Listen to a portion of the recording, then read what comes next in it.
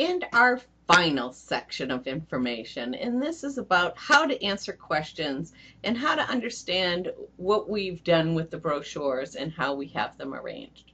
So not listed on here is the very first thing that you should do. That's use your brain. When a guest asks you a question, listen to their question, think about it, and answer it. You don't need materials. After you've answered the question, perhaps then you could go and get materials that will help solidify the sale, kind of close the sale. But first listen, then think, and answer. What you want to do is kind of know about what's going on. Where are the brochures? How are they located? How are they arranged? We're going to talk about that in a minute. Ask somebody. If you can't find something, ask somebody. The supervisors and managers are there. Sometimes, as I'm filling the brochure racks as a manager, you might be talking to a guest, and I might have the brochure right in my hand. I might turn it around and hand it to you. But just ask me. I know where it is. I can say, oh, it's A411, and you can just go right there and grab it. Also, we do have a computer and we do have a printer, so feel free that you can use the laptop computer or any of your devices and print information off for guests. If you can give them something that's already in the booth, that's even better. But if you can't, then printing off something to help them is great. A simple suggestion that I always have is I always take the New Hampshire map.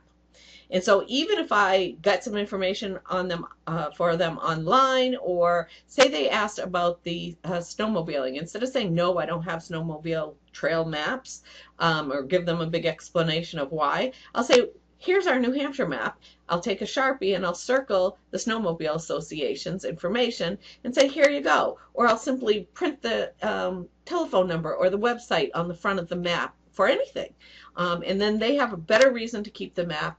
They look at the map, they remember our experience, their experience talking to me, and me giving them my own personal recommendations. So I think that's a great way. And the map in New Hampshire, if you haven't looked at it recently, please do so. Become familiar with it. At least check it out while you're down there and know that there's a gazillion things in there you could answer just about any of the questions that somebody would ask you from just using the map. Also, before you come, take a look at visit nh.gov. They have tons of information, from maps to reports to itineraries to specialty information. You're going to find tons of information there. We will have it iconed on our desk to make sure that you know where it is, and you can just simply click.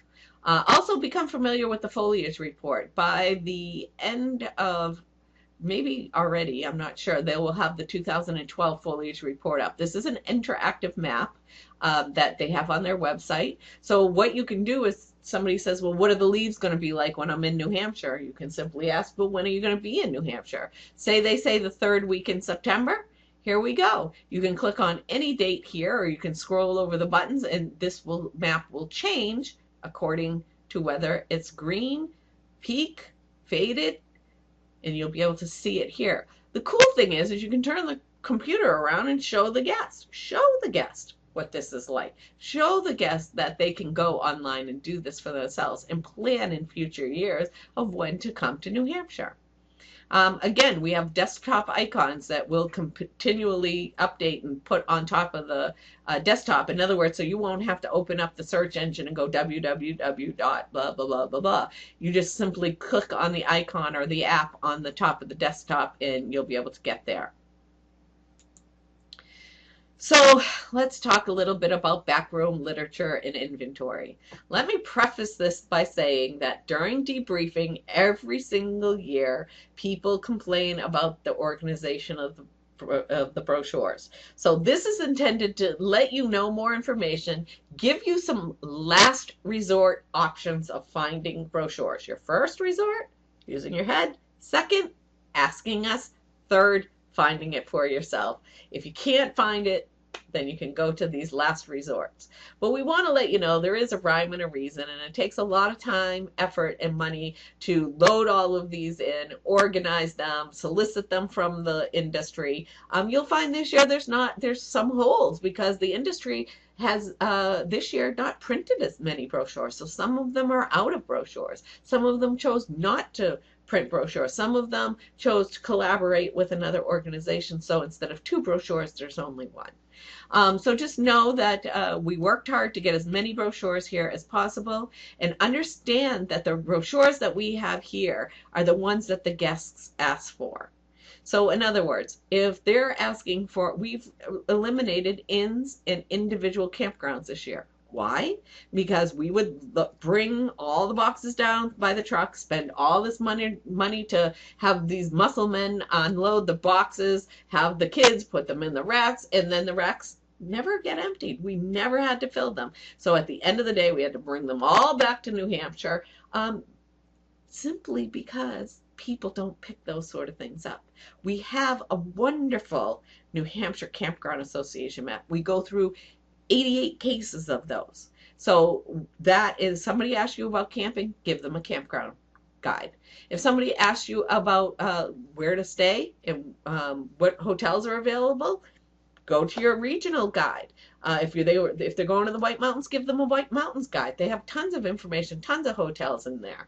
Also, you might notice, and I'll show you a little example of this as we go forward, some of the hotels are clever and they have decided to, instead of having their hotel brochure that doesn't move out of the Big E, but use something that we don't have and maybe do a hiking guide or kayaking guide and have their hotel information embedded in that guide. So in other words, know that there's all sorts of information in all sorts of ways that we've kind of cleverly incorporated what people don't pick up into there. Know that volunteers do not ever load these racks. This is what the managers do. We're called backroom czars, or BRCs.